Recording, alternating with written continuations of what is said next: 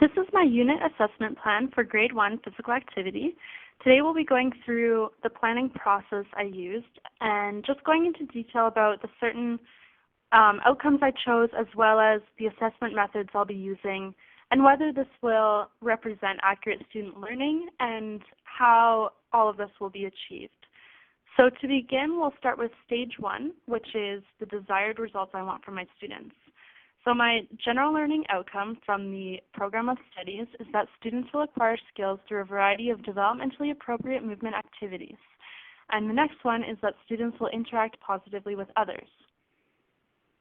I want students to understand that they need to work together to be successful for games, that winning isn't everything, and that continued participation will give them greater fitness, and they need to always practice safety during physical activity. My essential questions that I'll be asking them is whether students can demonstrate fair play and follow the rules, whether they're being aware of themselves and others, and if students are demonstrating leadership, following safety rules, and positively participating. The specific learning outcomes that I chose range from activity to benefits health to cooperation and to do it daily for life.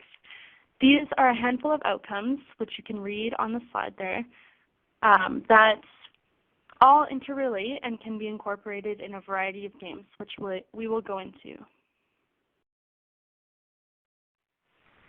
Stage 2 includes performance tasks that the grade 1s will do.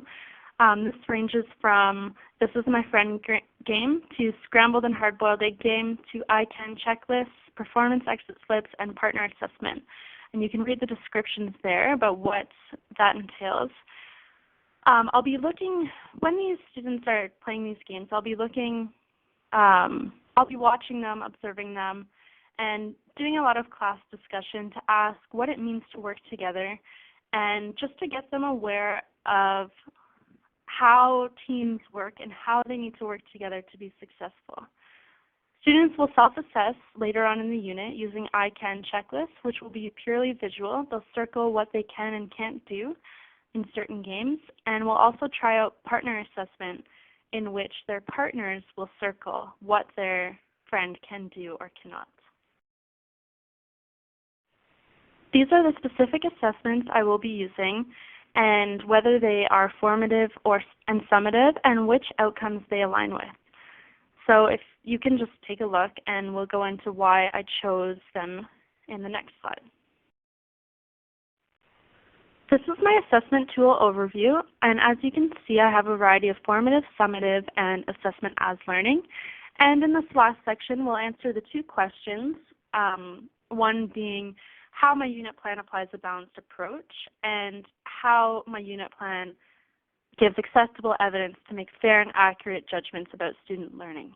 So we'll address the first one, whether this is a balanced assessment plan, which I believe it is because I have a variety of assessment tools that are formative, summative, and student-based assessment as learning. And according to Chapuis, the impact of formative assessment on achievement gives students opportunities to express their understanding, and feedback should be more about the quality of their work. So in this unit, I try to avoid specific skill-based feedback and give them more constructive quality answers. So if a student isn't quite grasping how to catch a ball or how to work with a partner, I plan to assess their progress and their effort more so than the outcome at the very end of the unit, especially at this age when in grade 1 they may not understand cooperation by the end of 8 days. So I'm keeping my assessment open to mostly improvement and effort and positive interactions. According to Chapuis as well, he says for formative assessment to be productive, students should learn how to self-assess so they can understand their learning and what they need to achieve. So that's why I chose to use I Can checklist as well as a partner assessment and a partner observation. And we do have a lot of class discussion in this unit as well, just talking about space awareness, cooperation, and how to positively be in a physical education class. Chifley also says that the games of formative assessment are made by class discussion, descriptive feedback, and self and peer assessment skills, which I tried to include in my plan. So for the second question, whether this provides acceptable evidence to make fair judgments about student learning, I tried to make the curriculum clear for students, and I chose cooperative games because students have the most issues with cooperation at this level, and I thought this unit met a lot of the outcomes in a fun and interactive way. So knowing when to assess, I thought the more the better, and the more formative based the better just for this unit.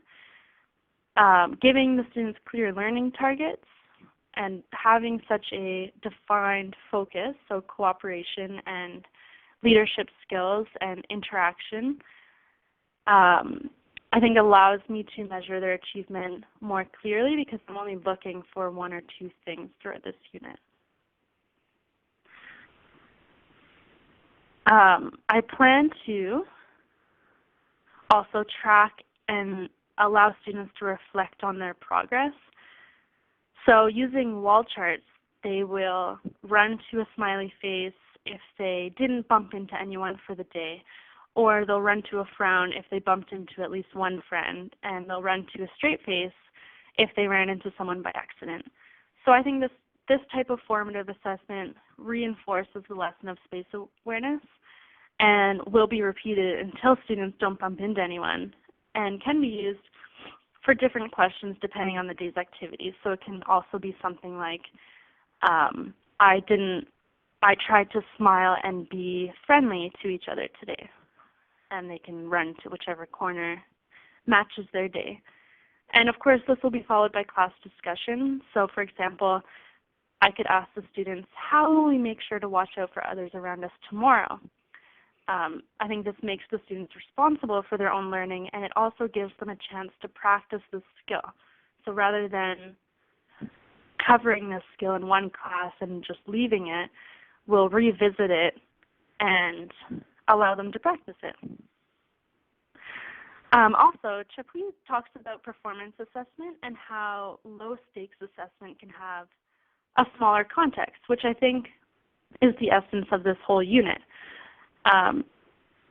They have 8 days for me to assess their cooperation skills. It is a small portion of their mark, but it is relatively achievable in this time frame. And the ultimate goal of a performance task should be to produce accurate evidence of intended learning while avoiding bias and distortion, which Chipui calls content validity, which I hope to achieve. And to conclude, Chifui also talks about communication as an assessment and states that asking questions is the core of teaching. And so I just plan to use repetition to gauge their learning and just asking them how we can get better for the next time and how we can play with each other in a safe and fun way. Using careful questions will help assess their prior knowledge. So each day, at the start of the day, we will talk about what we needed to work on from yesterday. And so this will help check for their understanding and help just get them thinking about what they need to do. Although they may not have the coordination to not bump into their friends, it doesn't mean that they can't start thinking about it and try to gain some control over their motor movements. And ultimately, the goal is to create new learning. So that concludes my unit assessment plan. And yeah, that's it.